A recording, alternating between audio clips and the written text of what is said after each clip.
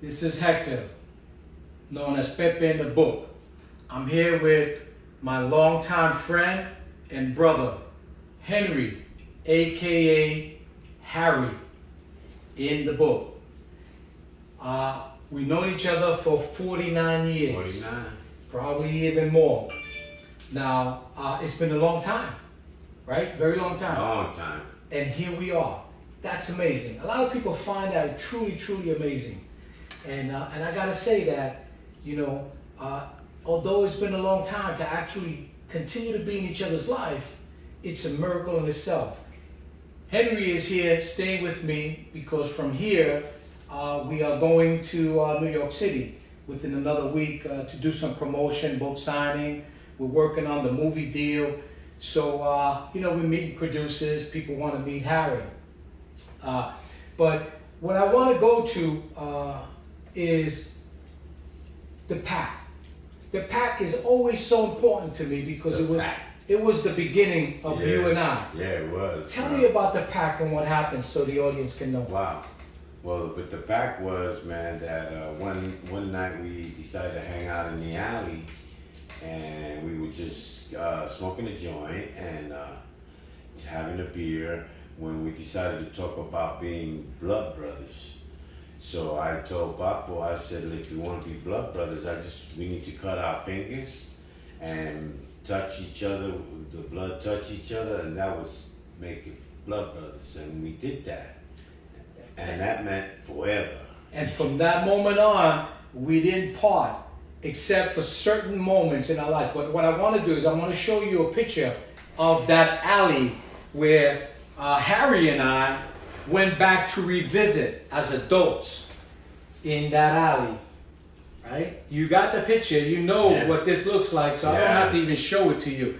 That is the picture of the alley where we first rolled our joint and made that pact, and we became blood brothers. And ever since then, we've been in each other's lives. But, it wasn't until, sometime later that you joined the Marines. Yeah, I did. That I felt like this separation, man. I was heartbroken to see you go. I know, bro, but I had to, man, because of the way we were rolling, man. I know. I had to get out, man. But I gotta tell you that moment actually inspired me. But I was only 16 by that time, right? So I went to enlist in the Marines because I wanted to be a Marine like you. And they told me to come back when I was 17. And you know what? Other things happened. Yeah. And you know the story. But here's what I want. I want to read something to you because, the similarities that we have is amazing. And we didn't get to talk about these things after adults, when you read my book that you learn about this stuff. But I want to read this to you, actually to everyone. And, after 40, you got to wear these things, right? So, it's a joke. Okay, it flew over me for a second there. Yeah, so here we go. We never talked about our family affairs or our pain and suffering. It took a long time to learn the reason why we just bonded.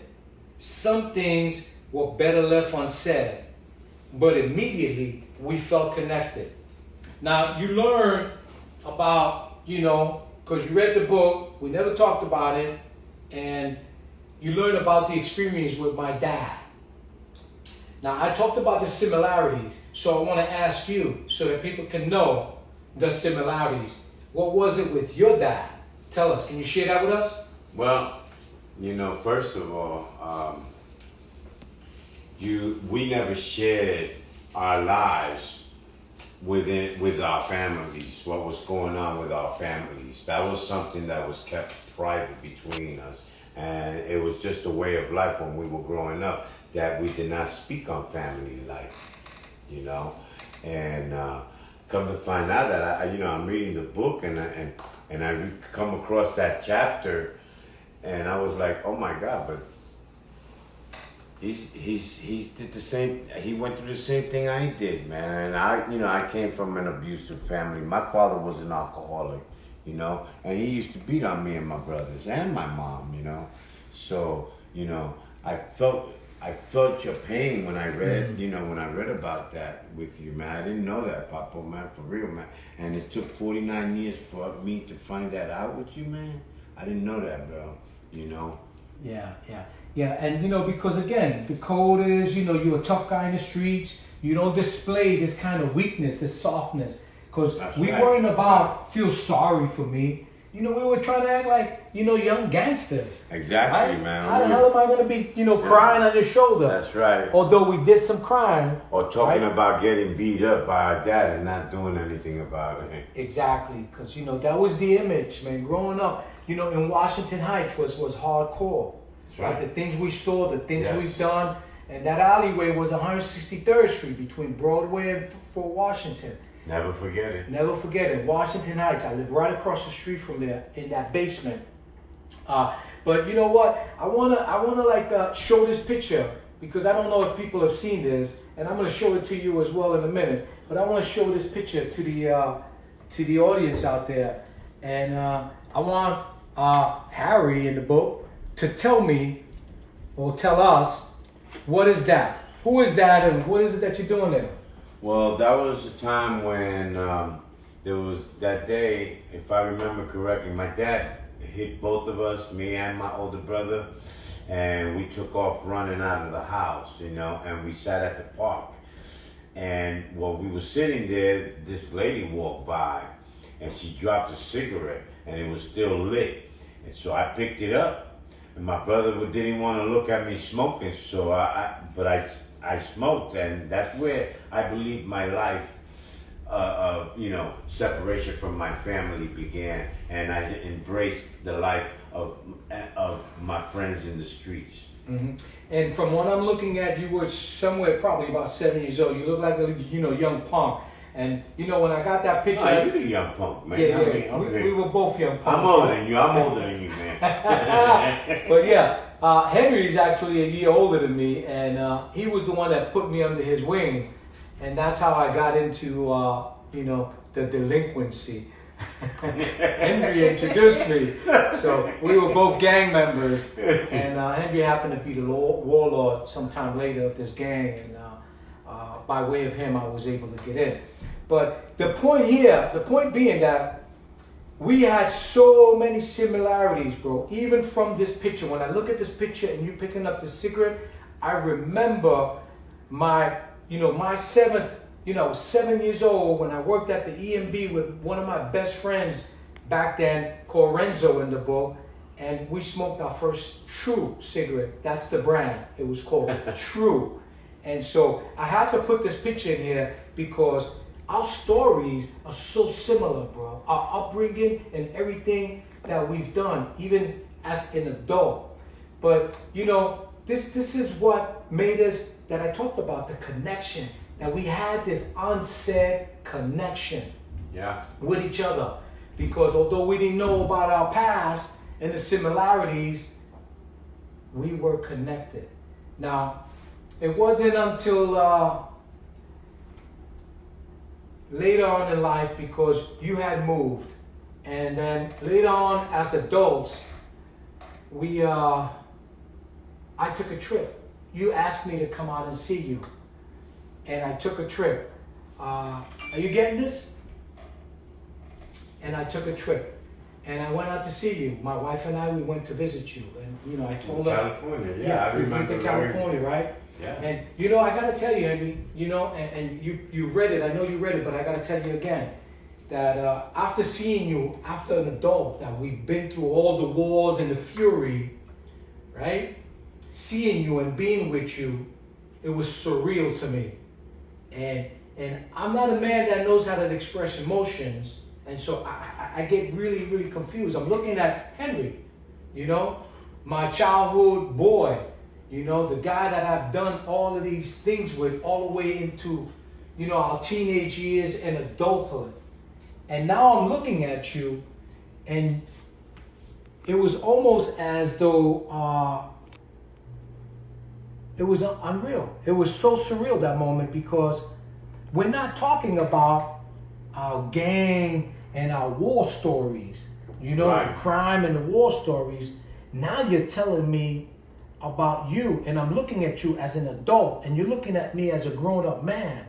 And here we are after all those years that we separated. And you've done some amazing things with your life.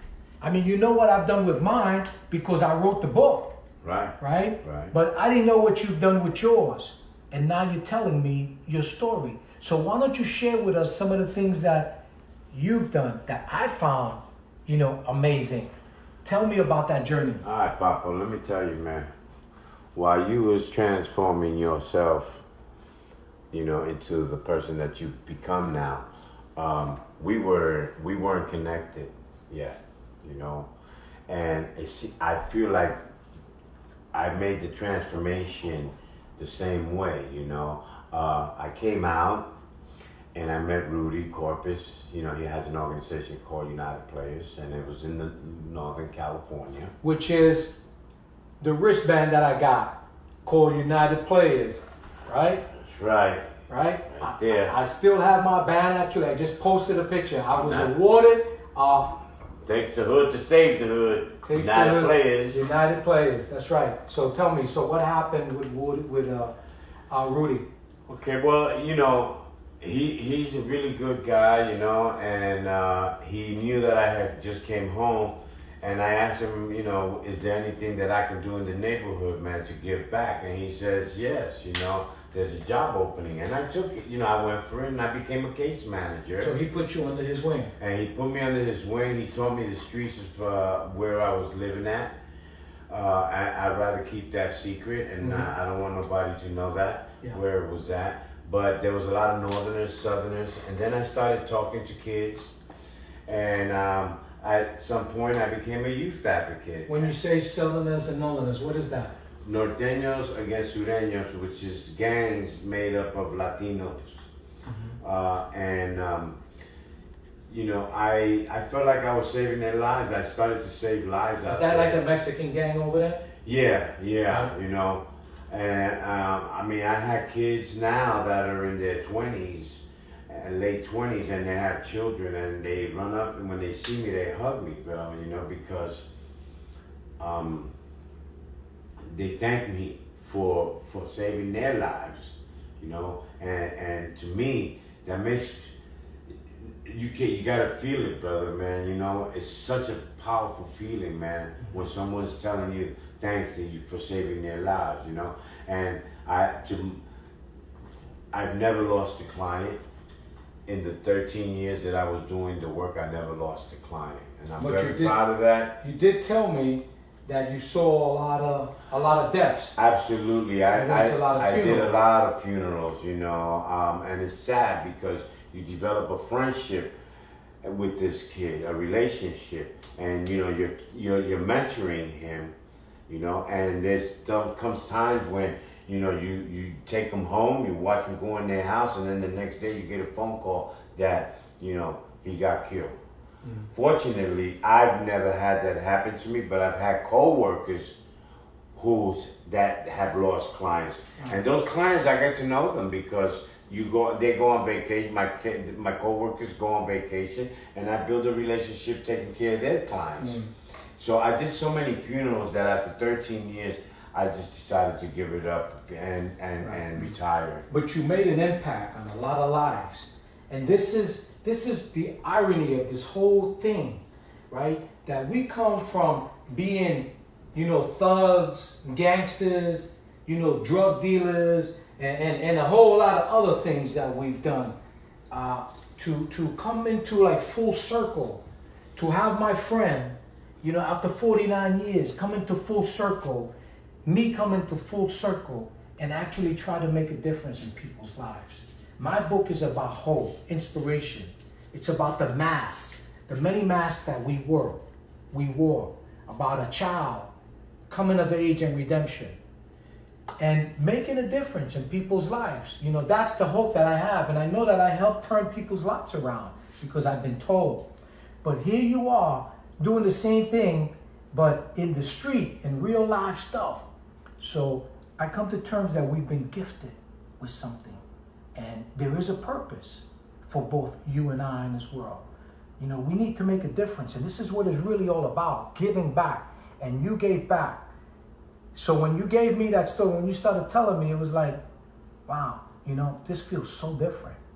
You know, we never talked about these kind of things. We talked about, you know, what we were going to do, you know, and to who we were going to do it to. That's right. That's right. Yeah. It was all about who's next, who we were gonna victimize next, you know. Yeah, but even though you say victimize, you know, we did do some bad things. However, a lot of the stuff that we done wasn't so much because we were trying to do harm to anybody, was because something happened that we needed to do what we done, okay? And I don't want to share that part of the book, right? Because I don't want to give that away. But we went on a mission, right? Boy, did we. Right? We went on a long mission. Several missions. Several missions, right? And they weren't fun. No, they were not fun. They were no fun at all. No, there wasn't no fun in no missions. We risked our lives, you know, to do funny something. That I can sit here and laugh about this now, Papa. You know what I'm saying? And for us to be here together, man, after 49 years, man, you know, I mean, I feel so good inside, man. I feel so like I'm a new person. And then seeing you, I'm so proud of you, Papa, man, for writing this book and putting it down on paper, man. You know, and you look like you freed yourself of all those demons that we used to have. Okay? I really feel that, man. I feel it around you, man. Those demons are gone, bro. And it's a glow to your life, man. And you're putting it on paper, man. You discovered that. For me, that is your best talent, brother. And you need to keep doing it, man. You know, because you will always keep it real when you talk. And that's what we're about. It's keeping things real. Thank you, man. I appreciate that a whole lot coming from you. But you know, I wrote some real stuff, some hardcore stuff, right? But I got your permission. I got your permission to do that. Yes, you did. Right? Were you reluctant when I first told you that I was going to write this stuff and I was going to get really raw and real, you know, and share our experience? How did that make you feel? Well, at first, hearing of it, you know, I did get a little nervous because there's so many things that have not been closed. And I didn't want you to share those things. I was afraid that you were going to share those things, which could create, you know, it's like opening up a can of worms, you know, with feelings and other things, you know. So, but when I went job, bro, you know, you didn't give up no names, you didn't give up no addresses, you know what I'm saying? And, you know, you did a well job at. You kept it truthful, but you didn't give out no legitimate information, and it was great. You know, addresses, no times, no dates, no need for none of that. All of that was changed to protect the innocent. That's right. That's right. But you know, it's like it was hard, first of all, to write. This was a hard thing to do because I'm revealing the truth. I'm revealing myself, and I'm involving other people, you know, to share my truth with me. And it wasn't so much about, you know, anything else but to free myself. Yeah, I know things have consequences. I know a lot of things can come back, right? You know, I'm putting myself in the line of fire. I'm putting you in the line of fire. Anything that we done to the people we done, you know, like they can come back and say, oh man, oh, there they go. You know, oh shit, you know? Right. You know, they resurface. Right. And somehow I was not worried about that anymore because God put it in me to share the truth. And that's why I asked for your permission and your blessings. And I got it because this story is mostly about you and I. And you know, when I got your blessings, it was all right. I wasn't worried about anyone else but how you perceived this.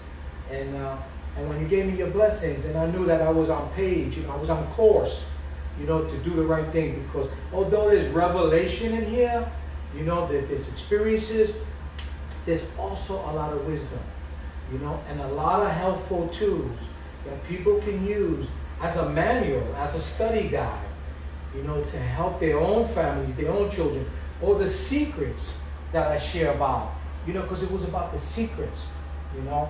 And so in revealing this, freed me.